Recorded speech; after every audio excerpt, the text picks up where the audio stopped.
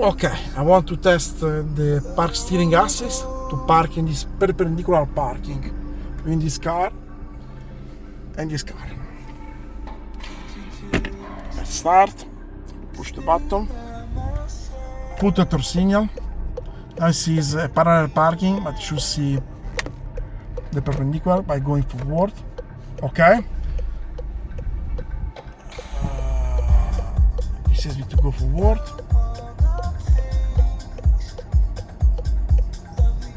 Okay, now it wants to reverse.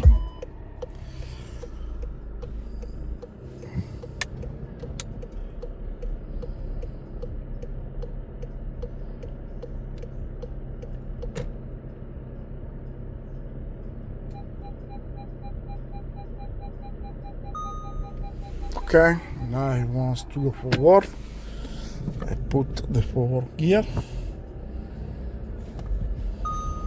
Okay, now it wants to go to reverse.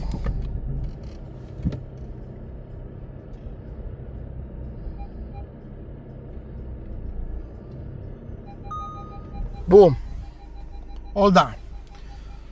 In this case, it did a good parking. I think also on this side. Also the size of my car intact, also the size of the other car. So